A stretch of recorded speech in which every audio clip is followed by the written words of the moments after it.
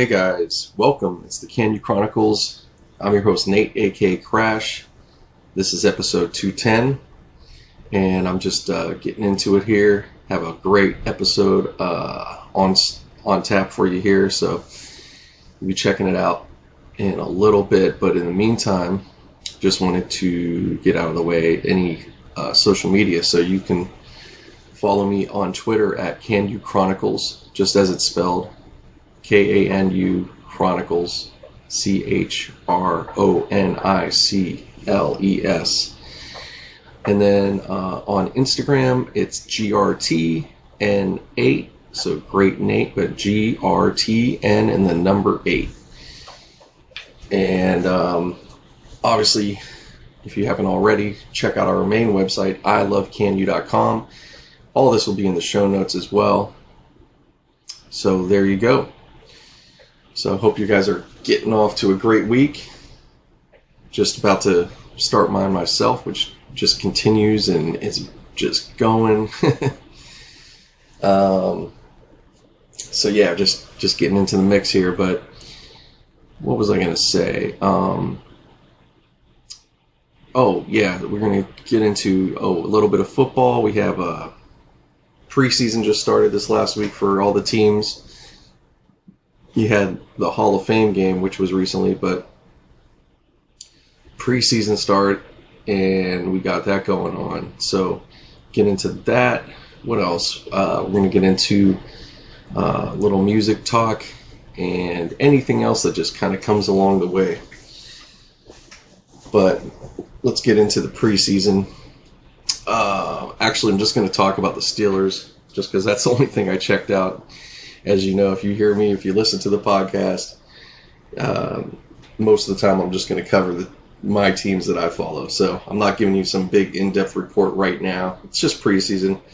But let me tell you about, in terms of the Steelers, and maybe there's some other teams that probably look good as well. But if you haven't checked it out, it's some great highlights from the Steelers-Bucks game, which on both ends was really good, but for the Steelers, man, boy, do they look sharp. I mean, this is all second, third, and even fourth round guys. And all the quarterbacks scored. All of our quarterbacks scored. Defenses did well. Some great standout talent. It just looked like a much more focused team than I've. It's just the first game, but you could just get a sense that things are nice and clear. You don't have all this buzzing drama around. So yeah, it's interesting. And plus it's also a great year because you got guys like Dobbs, who's been in 3 seasons now, and then Rudolph with his second. And man, they are looking really good. But Rudolph looked great, man.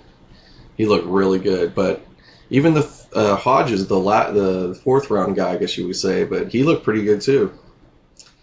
So great group.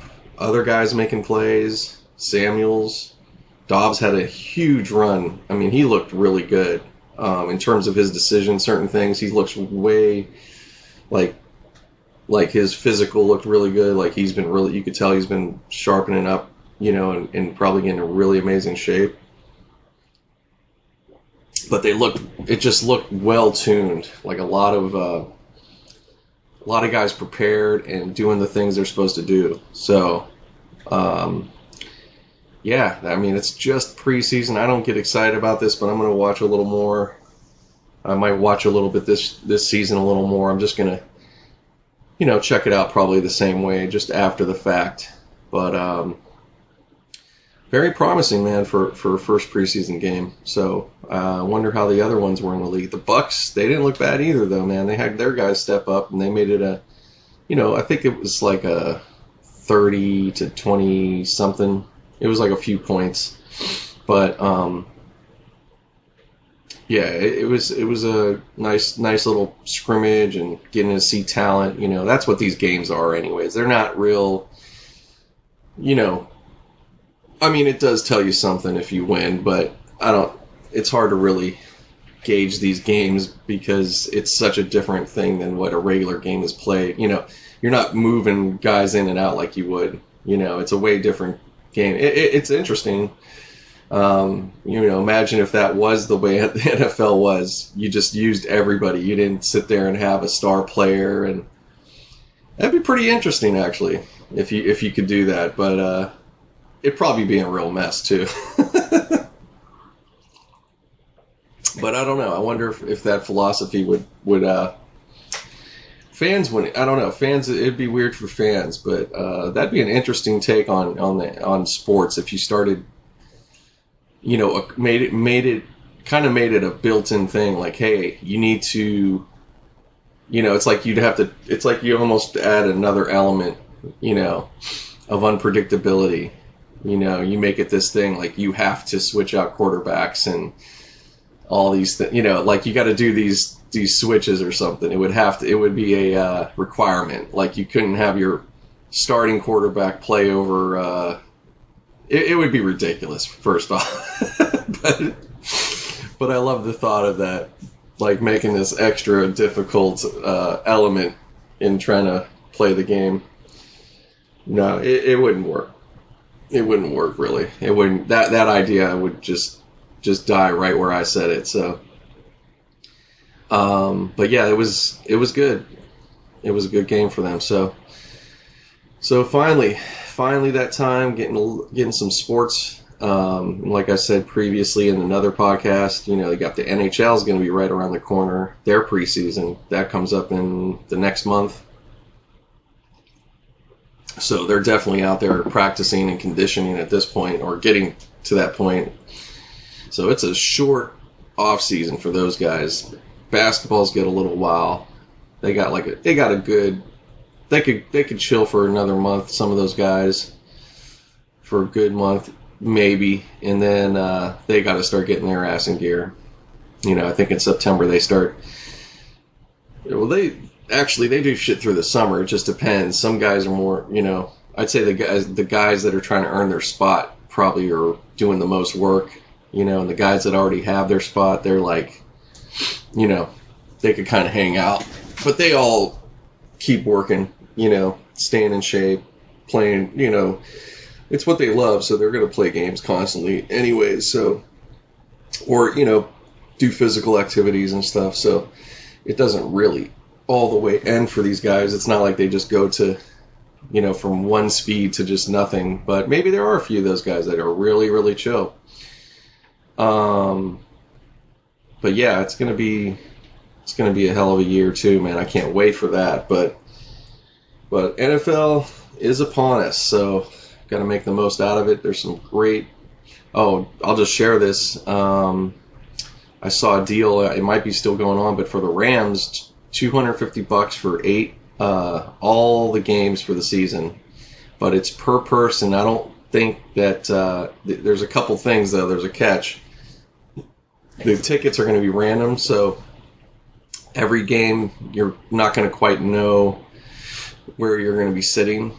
It's going to be kind of what's available probably, and you can't transfer them or sell them. So you pretty much want to go to all the games. But for $250, man, even if you make it to 5 or 4 of them, like, you still got your money's worth. But it'd be kind of a bummer to just kind of lose those games that that you have. You know what I mean? But yeah, it's definitely for a certain fan. Somebody that's just going to go solo anyways. They don't care. Or they have the other person or a couple people that are down and they just roll with it. And then they'll meet up between quarters or whatever they'll do. I'm sure there's fans out there that'll eat this up. I would have done this some years, when I was like younger, for sure. I would have definitely took that. Well, that's an excellent deal, man. $250 for all those games, like, that's insane. But there's definitely a lot of good tickets anyways, especially for the Rams since it's such a huge stadium. Even for the Chargers, there's some deals out there. The only game that was the most expensive is the Steelers, really, and I think that's still going to stay the case. At least it looks that way. But yeah, that's the hot ticket for between the two teams. But I think those tickets were going for at best like $250 a ticket, um, but the main thing is like you really have no bad seat in that house, so pretty worth it really. So I gotta see what I can do, because it's one of those where after the fact, I'll be like, damn, I should have did that shit. You know what I mean? But it's gonna be a costly little day for sure. It would, you figure 2 tickets, that's over 5 plus the fees. It's probably like $600 or so. And then after that, you're spending at least another good couple $100. But a great, hey, football. I think it's, especially for me, I've only gone to one professional game, which was the Chargers Steelers. So, I've really haven't spent like a whole bunch of money on this kind of stuff. So it would be a nice treat, and I got some time for something like that. It's coming up. It's in October, so yeah. So it's a real doable thing, really.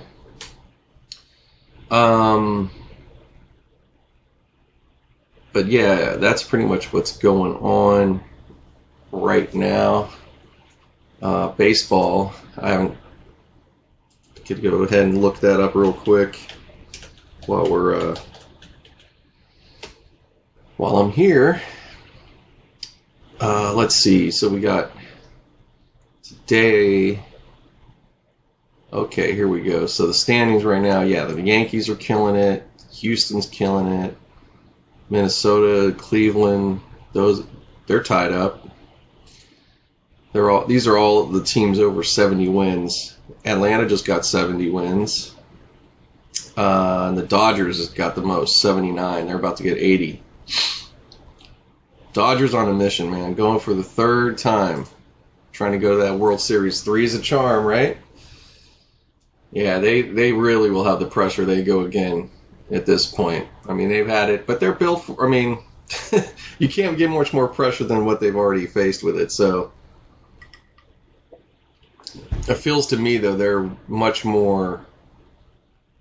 just that much more dangerous at this point, I just hope it translates when they get there. I haven't watched their games, I'd have to look and see, but I think they're kind of their problem.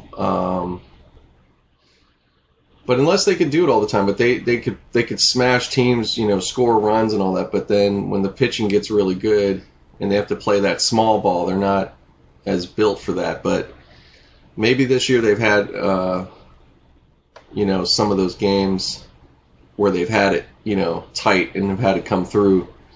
Let me see if I can find something real quick, just to give me a little bit of a overview of what they've done. I can't really, see these. It takes so long to trying to load this, and then you have to click in there, and I might not find it here, guys. But anyways, that's pretty much the gist of what they need to do.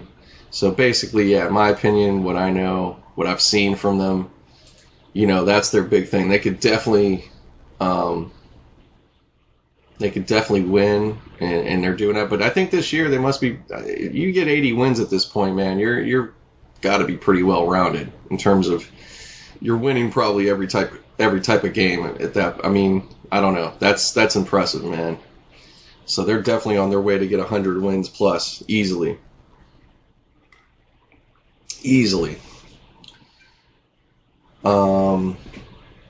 So yeah, that's pretty much where we're at in baseball. No need to talk about, any of the struggling teams. That's anybody. But I'll say the runners-up that are coming, Oakland, they'll be around. Tampa Bay. I already said Cleveland. They're really right there. They can actually get their spot in their division. They're right there. The Central is ridiculous, besides Cincinnati and Pittsburgh. But Milwaukee, St. Louis, and the Cubs, that can change up. The Cubs got the lead right now, but only by a couple. So that could switch up, each week, or every couple days. And let's see. Otherwise, the East, you got Atlanta, Washington. They got a good lead on Washington, so they're not in bad shape. The Mets have a chance to slip in still. Shit, in Philadelphia, so they got a pretty good league, pretty good division going on. Dodgers handedly got the division. Handedly, they're up by 19, at least 19 games, so they're way, way, way ahead of everybody.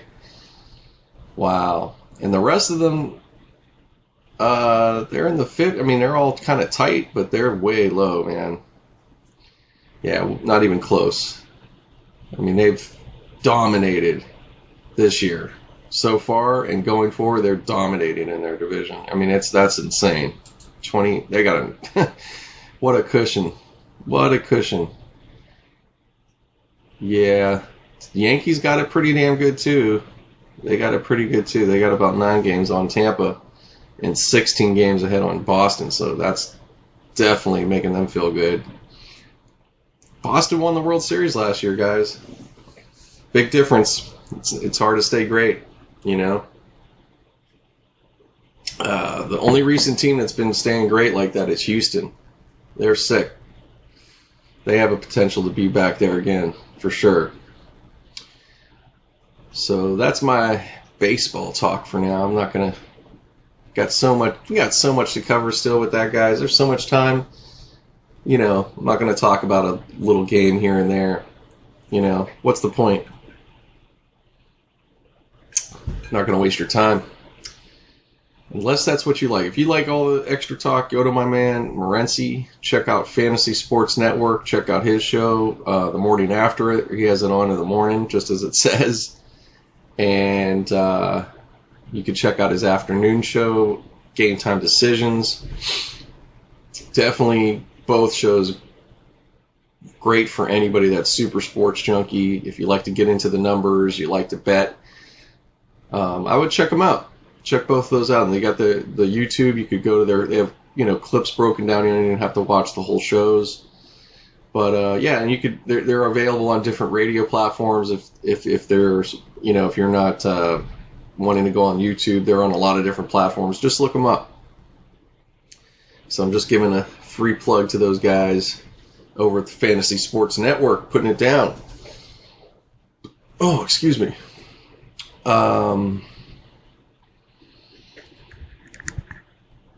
What else? Yeah, so yeah, coming up here in the podcast, you're going to be hearing, actually it's going to kind of go in, kind of in, yeah, we weren't in the middle, but we were like just getting into the conversation of, came up again talking about, you know, Nicki Minaj, Cardi B, also really talking about them in the sense of artists, you know, what they got to do to, you know, get out there, get your brand up, you know, the differences, what they did, you know, the different, plus what was available, you know, in Nicki's case, you know, there wasn't the social media, there wasn't as many tools made for artists to get things going. You know, Cardi has benefited just because of the difference of era, but it doesn't take away from anything. That's still somebody that, you know, did it how they had to do it. So we just get into a lot of that talk, so I don't even need to expand on it because, you know, that's the purpose. You guys could hear that, but I just want to give you a precursor so when it comes in, you're not like, what the, you know, what's going on here? You'll know pretty quickly, but I just wanted to give that little teaser on it. But yeah, we get into a lot of you know, industry talk and everything, so I'm going to be getting back to more of that through the, you know, podcast coming up.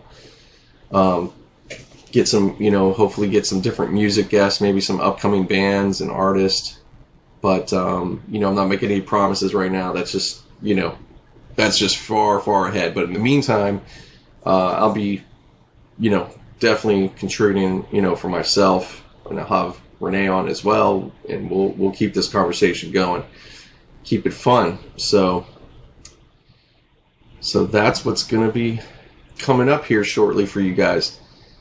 What else is I going to say? I feel like there was something else. We got, just out there today. You guys check it out, look it up, or you might have already seen it by the time you hear this. the new Dolomite trailer by Eddie Murphy and an all-star cast of people. It's going to be basically it's a kind of biopic on Dolomite. If you never heard of Dolomite, look him up.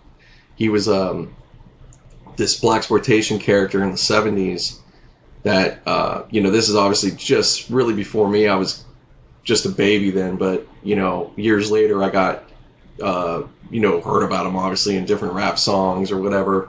But then I started looking up his movies, like especially the DVD era, and I was like, this guy is a character, man. So yeah, he created a real cult following, huge following, and then some, became like larger than life. Actually, I think people kind of thought he was, the way they did the movies. I mean, you almost were like, is this shit real? I mean, you knew it was a movie, but is this guy like, he just was so himself. You're like, this guy's the real deal, but it was all, all entertainment. So Eddie Murphy, the trailer looks really good. So you guys got to check it out.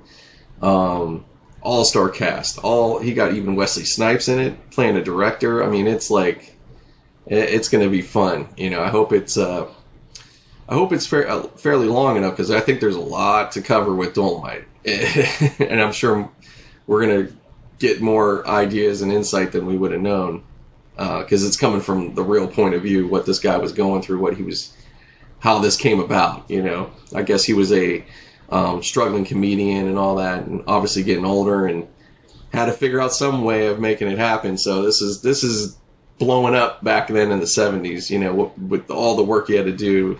There was no, obviously now, that's what's funny. A guy like that, he could blow up now, but do it on his Instagram or Snapchat or whatever. Matter of fact, there's a guy kind of did that, but he's not Dolomite or something, but I'm thinking of a guy who kind of had that happen. What do you go by? 51, I think 51 Savage or something like that. Because I don't know how it came. If he put it, named himself, I'm sure somebody said it to him, but I guess that, or 52 Savage, something like that. But they, I'm thinking that somebody must have said, you look like 21 Savage's father or grandfather, So he just played on that and made himself 52 Savage or something. Anyways, I'm just guessing that maybe that's not how it went down, but obviously, I think the guy can rap himself. Probably did it back in his day too. Just a random dude, missing some teeth, got humor about himself, the whole nine. A real dude, and he got, I think he's gotten deals now and everything, and he got it. But the funny thing is, it's good, but it probably took away from it a bit. Is he got his teeth all fixed and everything, so he's like all fresh and all that. So it's one of those cool stories I kind of stumbled into on Instagram. But yeah, you can look him up. I'm sure he's doing his thing, but it just shows you're never too old, man. This cat, I don't know initially how old or whatever, but he was probably in his late 40s, maybe early 50s. But here's this thing, and he took advantage of it, put his personality and character into it, and just ran with it.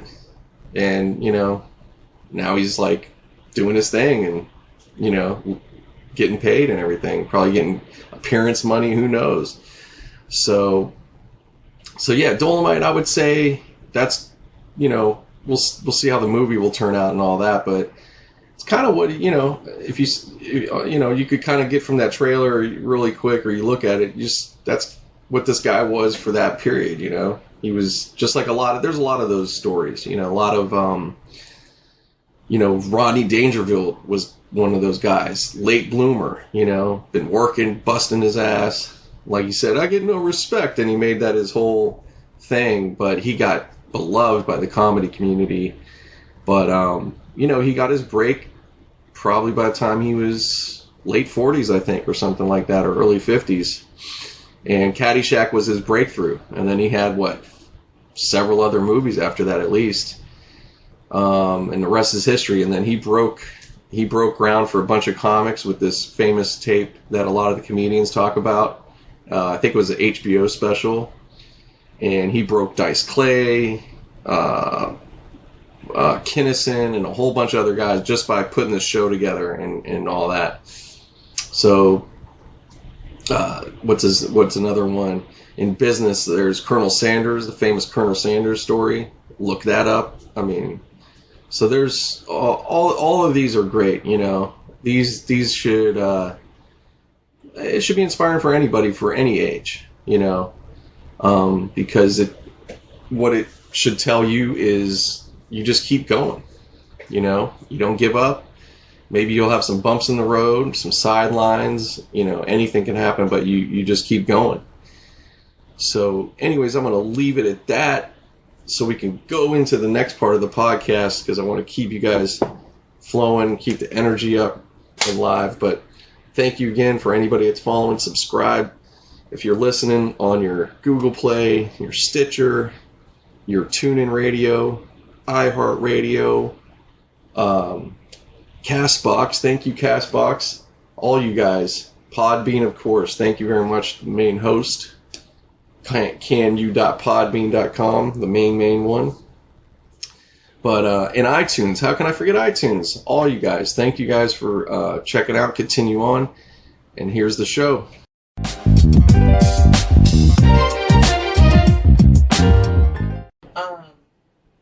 When you do fuck shit, you want people to give you a fucking pass. Right. But when you feel like people's done fuck shit to you, it's World War motherfucking 3.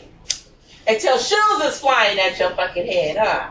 Right. See how the temples are, because what she doesn't realize is she's trying to figure out how did this girl get into this industry like this with all this or whatever. First of all, that girl fought her way through this motherfucking industry and she worked for it. You cannot say that Cardi B did not fucking work for it. She put her own money up for her fucking career. She didn't have nobody financially backing her when she fucking started. Exactly. The fuck you mean? No, she came up in this. She came up in the way the artists are having to at this time. Yeah. That's how she came. I mean, and you know, eventually, yes, you make a breakthrough, and then you don't have to, you know, now you're generating money. Right. Or you have like some help backing. But exactly. there's but like this lead up. There's a lot more work to be done now. Right. And then you want to drag her and for being a stripper and all that or whatever, but she was an honorable stripper, bitch. The fuck you mean? She was an honorable stripper. Right. Okay? And she did her thing. That's some hilarious Listen, stuff. And this is when I'm working with my clients and we're on some new stuff or whatever, like Solomon Lawrence, I always say, use the Cardi. We always need to implement the Cardi B effect, right. And that's my own little internal thing, right? The Cardi B effect. Yeah, you could. Everybody could take a note from her, and you can take a goddamn good note. I'm gonna tell you why. Are you recording? Yeah, it's already. Yeah, we're recording. Okay, yeah, good. Now we are. Oh, yeah. Good. You can take a good note from this. Cardi B put together a team. Nobody knew who Partisan was. Right. Like, you understand what I'm saying? People like that. The only person on their team that I can identify that everybody knew and he was like worldwide, or she, however you want to reference him, is Tokyo Styles with his cute self. Saw him a couple of weeks ago, or a week before last in the club when I was with Jay. And he's going to be at the event I got, coming up, right? And the only reason why people knew him was because he was first Nicki's hairstylist.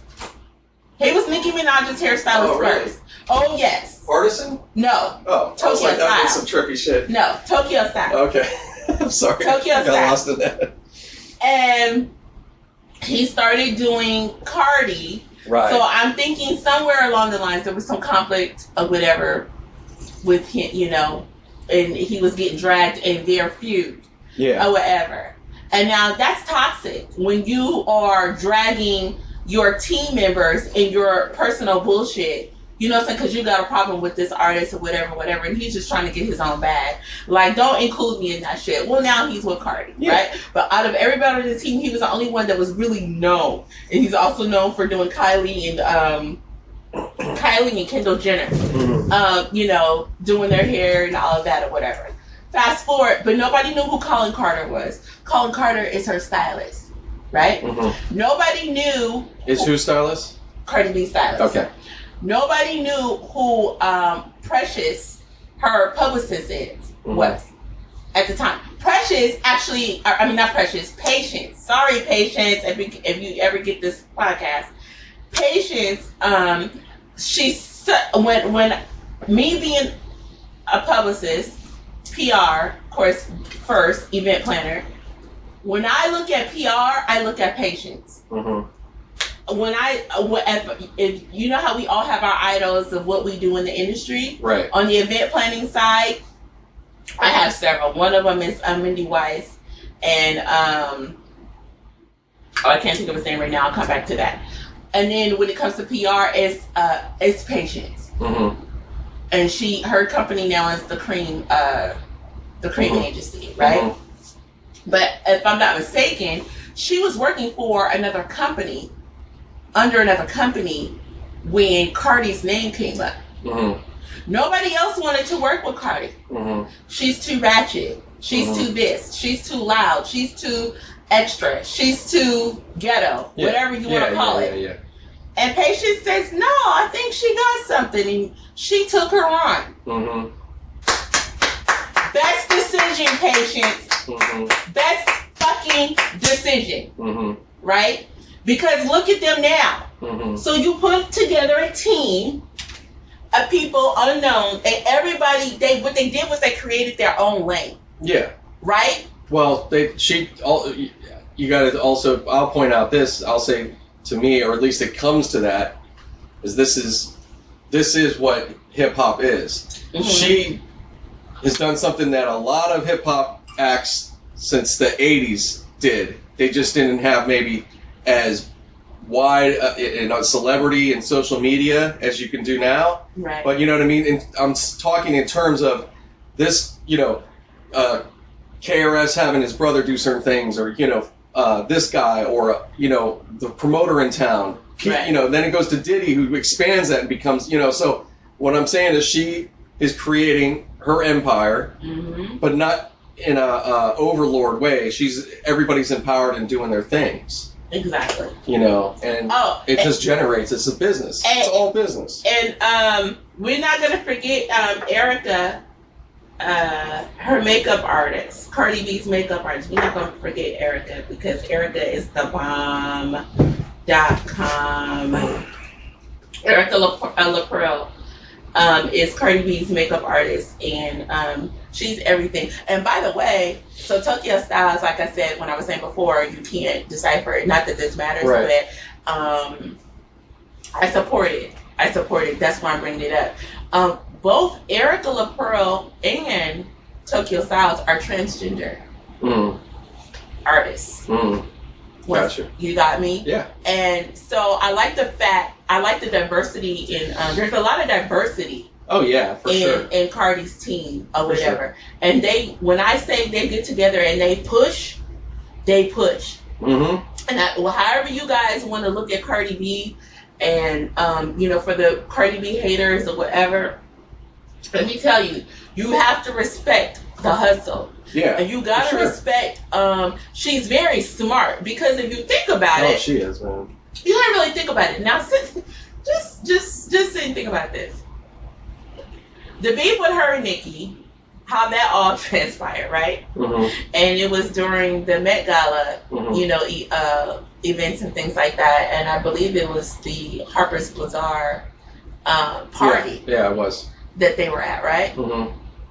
How ironic is that you get put out of the Harper's Bazaar party for throwing a shoe at Nicki Minaj, who was talking big shit before, but then don't want to get them, she don't want to throw them paws up, because, you're making us look bad or whatever. No, bitch! Because you was hee-hee and ha-ha in my face. Right. And you were telling me one thing, but you were behind my back doing another. But how ironic is it that you get put out of the Harper's Bazaar, and I don't condone violence. That's not what I'm saying here. Yeah. That's not what I'm saying here. But I tell you what. But you know what I'm saying. Let me finish real quick. Big up to Harper's Bazaar, because they were like, we just got major press out of it. Yo, they got major press. But Nicki, she was trying to be the upstanding one and all this, and she was so appalled or whatever. But How ironic out is there that? pearl clutching. Right, pearl clutching is standing in the corner. Bitch would move out that corner. She said, "Nah, bitch, come here. Come here." She would move out that corner. She said, "No, I'm gonna stand right here." But listen, how ironic is it that you throw a shoe? Mm-hmm. You take off your shoe and throw at this girl at the Harper's Bazaar event to only get the cover of Harper's Bazaar. Mm-hmm. Not once, Mm-hmm. but twice. Mm-hmm. And a whole, spread. Yeah. With the Harper's Bazaar. So you can see how the industry is looking at Nicki's behavior too. You know what I'm saying? Because Nicki really don't see no wrong in some of the shit that she's done. No. This is what we're talking about toxicity. Because like we said, everybody does have toxic traits or whatever, but they're usually triggered by something. Sure. Or whatever. So let's just put it out there. Cardi was a trigger for her. Mm-hmm. Or Yeah. whatever. Yeah, for sure. It was an intimidation. She felt it was unfair. She felt like people were citing her and all of that or whatever. But she could have controlled that whole situation had she authentically embraced that girl. Mm-hmm. Because the truth be told, Cardi was she was a huge Nicki Minaj fan. Okay. So it's really sad. Like, you know what I'm saying? Yeah. And I don't care how much she be on camera now with Megan Thee Stallion. Yeah. Or whatever, and doing things with Megan Thee Stallion, all that or whatever. You should have been doing that. Yeah. Majorly. Yeah. With other artists. Yeah. Majorly. But it's like you should. And I'm not talking about Ariana Grande, not the R&Bs and the Beyonces. We're not talking about that. I'm talking about up and coming female rappers. Yeah, or even male. You gotta give it to her for the male because she was performing. She was doing stuff with Drake, and she was. Yeah, well, she's like her features have created stuff. Yeah, like she's done stuff with Keenan. She is the. I keep saying Keenan, y'all. It's YG. Sorry, I don't call him YG. I call him by his birth name. You know what I'm saying? Like, yeah, she's done that, but those, she's that type of female. Well, but I don't even think it's just kind of more ended up this way, and that's great. At the same time, it is great, but let me tell you something. What is her relationship with Drake and I still would like another. I would have liked another great album by her by now, at least. And that's what I would have liked. I'm sorry, I don't care what anybody says. Album, now, what's that song? Yeah, I like that song. Yeah, it's cute. But it's just not for this moment. Like, she should have something. It was way stronger. Yeah, she should have some fire, and it doesn't have to be. There's fire. See, this is the thing too. Everybody's gotten stuck on fire has to have all this. You can figure out a different way to do a fire song. So that's not it has to necessarily be super hype, but yeah, with the type of stuff she's done in the past, like the Romans and all that, like. Oh, come on! Now let's be bring some shit. That like was that. On the Pink Print album, if I'm not mistaken. Yeah, it was some. It was actually. It was. I think it was even just like it was just thrown out there first, and then it ended up on that album. But I mean, like I love No Frogs. I still sing that song. Like even. Yeah, stuff like that. I mean, I'm just saying, like, there's a lot more she could have done. I think she got lazy. I think there's a multitude of things that happen. I think there's a lot going on. Yeah, I think there's a lot going on that we really don't know. We're just talking from the outside looking in. We're just giving some fun. Yeah, just giving you guys some fun and just our own personal opinion. So don't be Nay and Nate is back on right now. Right. We got to have more. Right, so don't be atting us or whatever. I know y'all be. Please do. To me. I mean, yeah, but don't come at me crazy. Don't come at me crazy. But I know I'm gonna try to do more with Nate. You guys, I got a lot of stuff going on right now. No, it's been me. It's not like I just can make the time and make it happen. And so here we go. Yeah, here we go. But yeah. So. But anyways, back off of Nicki and Cardi because we got off. That's always the subject. Mm-hmm. But let's get into this. Back on this situation with Lil Easy's daughter.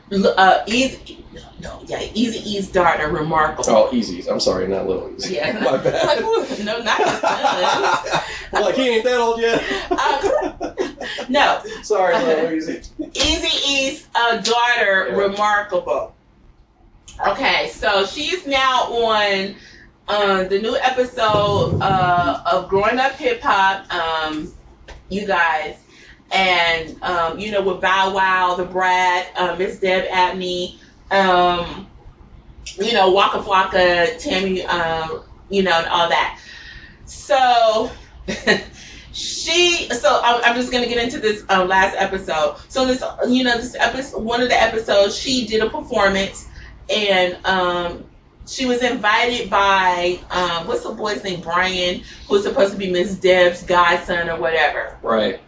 like quote unquote godson, and they're having issues, but that's neither here nor there. The fact of the matter is, they took the time, Miss Deb and the Brat took the time to go see Remarkable perform. And I'm gonna just keep call it like it is and just tell it like it is. The performance was shit. It was shit. She needs work or whatever, and that's okay. She's a new artist. She needs to be developed, and that goes across the board. You know, Destiny's Child. How old is she? Is she under 25? I'm not sure if she's under 25. How long has Easy been? Well, okay, so that was 95. 95 or 6? Passed. Yeah, so she's probably about that age. I think it was 95. Yeah, she's probably around like 25, 26 or something like, or Wait, 27. no, she'd be 24. We don't know. Somewhere up in there in her early 20s. I'm lost. Yeah, we're lost too, because I don't know when the child was born, but she's young. She's young, okay? And she does have a backstory. You know, she is Eazy-E's, the late Eazy-E, NWA's Dark. Do you know how long she's been going after her career or rapping? They didn't really get into like how long or whatever, because I'd be interested. It didn't. What it sound from what she said is that she didn't grow up with a silver spoon in her mouth, because she was Eazy-E's daughter. Like so she was actually misfortunate. You know, she was probably just a baby at that time, and she probably was just a baby. You know, she had a rough upbringing. Right. She was homeless. You know what I'm saying? You know, it was rough. Yeah, it was real life. It was rough. Real life. It was real life. And her being Eazy-E's daughter, nobody would ever think that was the case. Right. But in her case, it is what it is. Fast forward. So Miss Deb and the Brat went to her performance. You know, they met with her first. You know, and they had the little powwow, and she invited them to her performance. Performance was shit. So, but they talked to her, and they invited her to the boot camp that they were already planning on doing. She's so down. She was super humble. You know, whatever she has to do to advance her career, blah, blah, blah. Well, the boot camp comes, and she's a no-show. And then she shows up late, and she's talking to the producers, and the producer's like, well, are you sure you want to do this like this? She's like, yeah, because she's in her feelings, because she's like, well, they came to my performance, and they invited me to the boot camp, but I feel that I didn't have to audition because they already seen me perform. Well, so she felt that she shouldn't have had to audition while all the other people around Atlanta who came to the boot camp who had to audition. Right. And it's just like, well, girl. Yeah. You're not even established, and your show is shit. You need development. You need things in order. Exactly. You need real training. You need real boot camp. Yeah. So why do you feel that you're above everybody else who showed up at 8 o'clock in the morning, and probably earlier than that, to make sure that they got a spot in the door? You understand what I'm saying? And you feel that you can't do like everybody else because why, you're Eazy-E's daughter? She's like, no, it's not about that. What's about something? Right. And I'm glad Miss Deb put her in her place, and she told her. She said, there are people here who have actual record deals now who are not moving. That's another thing that people don't realize. You can they can have a record deal. Yep. And the label won't necessarily move. You'll be shelved. Ask Mary J. Blige. Ask Sky. You get what no, I'm just saying, but we're going to talk about people. Yeah. I know. People that are known. Right, that are known. I'm just Mary J. Blige stayed shelved for I don't know how long before Diddy pulled her out of the archives. Wow. Probably a couple years at least. Probably a couple years before Diddy got his hands on her. Because you'd be surprised. Yeah. Maybe in 90. Let's be clear. Yeah. So people think, and so when I have artists like, I'm not going to say her name because I don't have any beef with her, right? Don't care for her manager. This is why we're not working together anymore, because her manager don't know. Yeah. She doesn't know the business. She doesn't know the business, and she's an amateur manager, and that's fine because a lot of managers start off not knowing, but they put the grind in. Yeah. That's fine. But what the problem is, or was, and probably still is, who knows, is that this artist felt that she did not need to fund her career anymore because she already. We gotta add she felt she had to change her whole thing that was actually going really well. Right, she changed her persona. She had a really awesome fan base. And that's what hurt her. Yep. And I tried telling her that. I said, do you ever think about going back to the first persona? She says, well, I changed and redeveloped as a person. But if you want to use that to get your foot in the door and then change, and your fan base would grow with you. Exactly. That's not what she did. So you changed before you even got your foot in the door. She still has the opportunity. She still has an opportunity. Absolutely. But talking to her and trying to tell her that it's like talking to dead fucking air. Yeah. And I was hitting a brick fucking wall. At some point, you gotta just not want to throw in the towel and let a person just fall in their face. No, you have to let it go. Because what do Renee know? I only worked for Sony Music for how long? Right. So, so you artists out there who think that you got all the answers and you ain't pushing no album sales, and the album sales, the little bitty album sales that you guys are pushing are hitting double cloth, not platinum. Right. I'm being funny here. Please learn to double plastic. Please take time, learn to invest in what to invest into. Yeah. Start with just Facebook campaigning yourself. Make a bomb Facebook though. Have your music together. You know. Right. There's probably about by the time you're ready to promote yourself, you need to have at least in terms of your songs and stuff covered all your copying right. Possibly your publishing. You can do all these things yourself. Get that in order. Get your actually. Get a lawyer as soon as you, as long as you know you're that good though. You have to. I'm talking even to get to that point, you need to have been out, done some live shows, get some kind of feedback. Right. It doesn't mean it's going to be 1 billion people. It could be 20 people. That's okay. Right. Just get out there a bit. But all I'm saying is have yourself tight. Then get a lawyer, and they're going to help you with all this the copyright. Get somebody that's professional. And the music lawyers can give you even more help than you'd even know. They will, trust me, they'll want to even advance your career. There's people that don't get talked about in the industry, so I'm giving you a big tip right there. Right. Get you a real good music lawyer. Experience 5 years minimum. Right. Yeah. When you start, if you want to start and spend your money and start getting going, and a lot of them will work on a retainer fee or something real cool, you'd be surprised. Right. Even percentage. They may give you, you just have to ask. You could ask for on spec. Right. So you need to take time, start reading one of these books, and that's all I can tell you at this moment. I'll be posting a lot more content like this, just so you guys know. It'll also be on my YouTube. So I'm gonna leave it at that for now. I don't want to sit there and give big promises when I'm building it in the background. No, not at all. Yeah. So.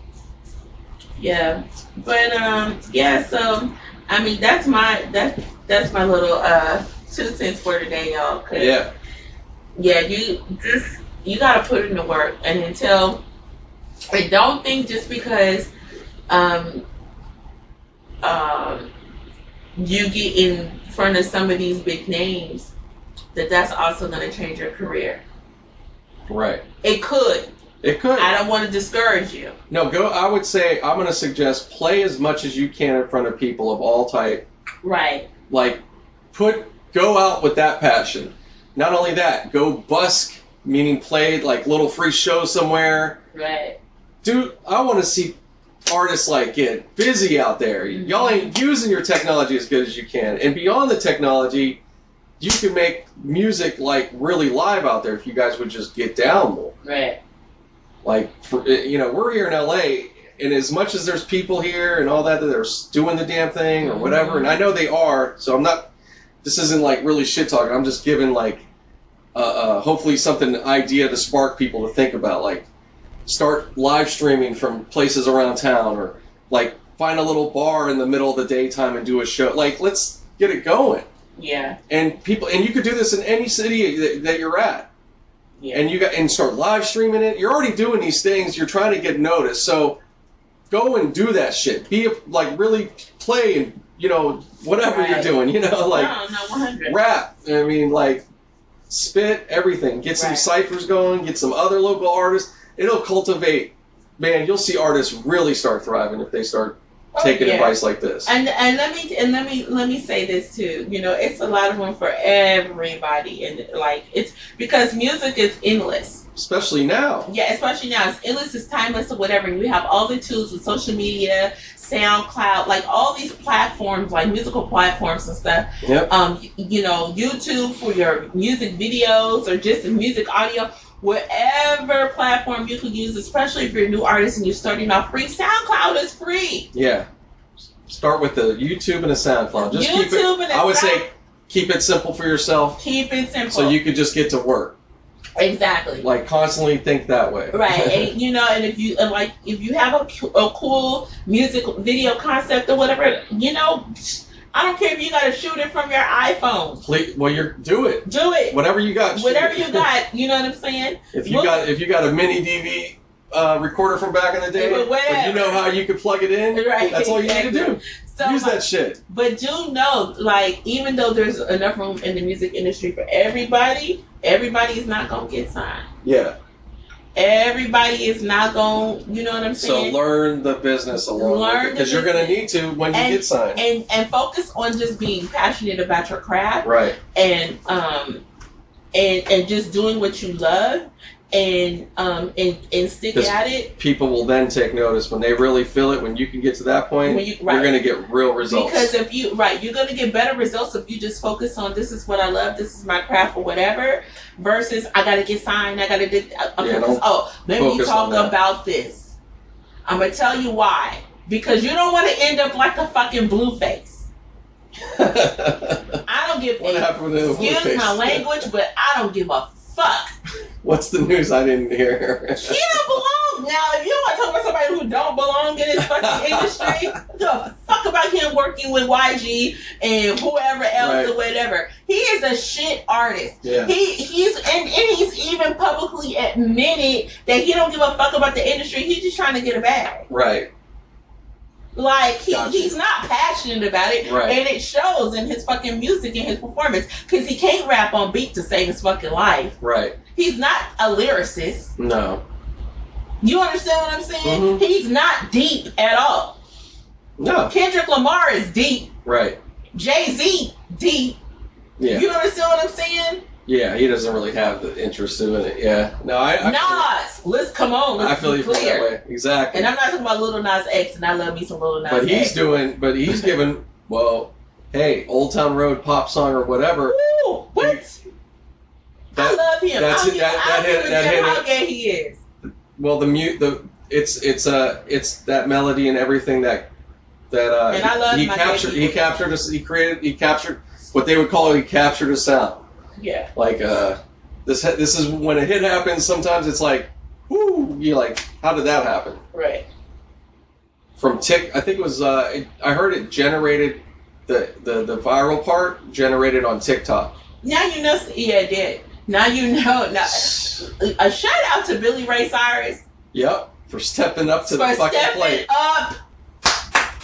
Come on, Billy Ray. Y'all say what y'all want to say about Miley Cyrus.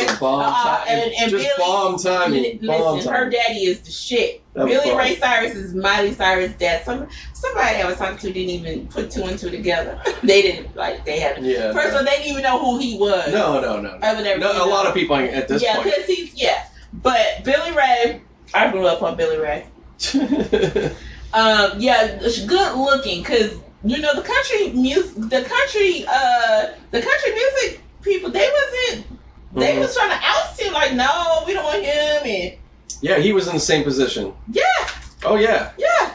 And definitely. When he came out and performed with him at the was it the BET Awards? Yeah. Oh my God, killed it.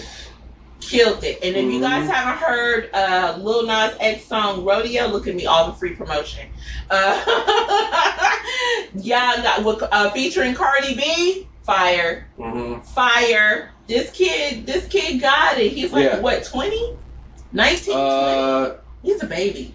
Yeah. He's a baby. I don't know. Yeah. He's a baby.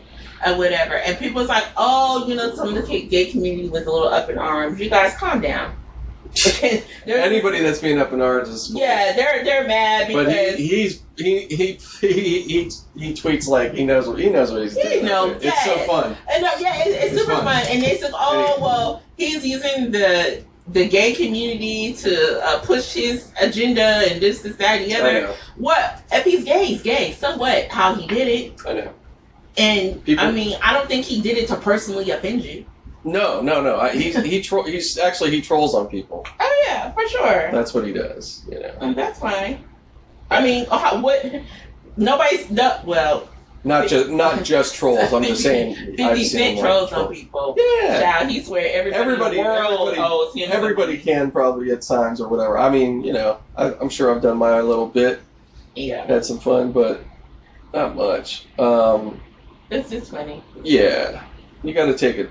Don't take it. Basically, don't take it so personal. Yeah. Try to enjoy it. Like, just focus. I guess we're giving a message of like we all need to focus on the music of things more. Like, let's. Yeah. You know, whether you're an artist or a fan, like if you don't like his music, you don't. If you like it, you like it. You know, like. Right. Like, calm down. Or if you're sick of hearing him, there's a ton of stuff to listen to. Don't. It's just funny how music gets to all of us. You know. It's like, really. Is this what we doing now? Like, yeah, it's a trip. Yeah. So, anyways, we're gonna wrap up for the meantime, but we'll be back for more. So, give out any social media. Give out social media. Oh, social media. My social media. If you follow me on Instagram, it's at Renea. Okay, wait, hold on. Just whatever your handle is. Doesn't matter. Yeah, my handle. Renea _ Mrs.Bella _ event PR. So that's RENEA _ MRS Bella BELLA _ event PR. And that is good luck with all that. I know, right? I said I was going to change it, but I ain't changing it. It is what it is. So you guys, I'm more active on Instagram. I'm highly active on Twitter, but y'all ain't giving y'all that because I be acting a fool sometimes. And you know, I don't really like talking business on Twitter. Right. My Twitter is Black Twitter because I'm Black, and I like being on Black Twitter to act a fool with them because it's just funny sometimes. But Instagram is my choice.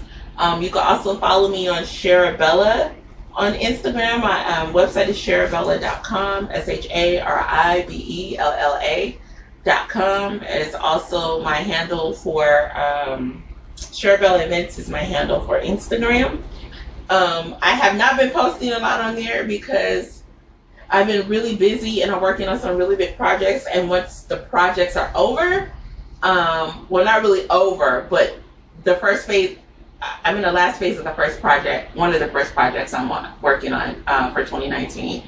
And once that's done, then I'll post. So don't be mad at me because I took a lot of stuff down off of Sharabella. All the pretty wedding pictures and all that. You want to see all the pretty wedding pictures. But if you want to book business, you go to sharabella.com. Right. You want to book business. Simple as that. For event planning, wedding planning, PR, if you're looking to brand, do startup and all that, you can hit me up and we could talk. But do not call me if you do not have funds and are ready to move forward because I don't work for free. Exactly. Yeah. So, yeah, you could of course follow me at on Instagram at grtn8, Great Nate, and then Can You Chronicles on Twitter, and also you could go to the YouTube, listen to the podcast there. You can check out some of my silly videos, and other videos have a lot of better, more interesting content coming up, though, and more related to where I'm going with been going, but just adding it into the YouTube. So that's it this week, you guys.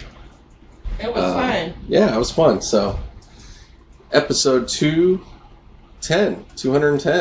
Come on, 200. We doing it. Yeah, we're getting there. So, all right. Goodbye.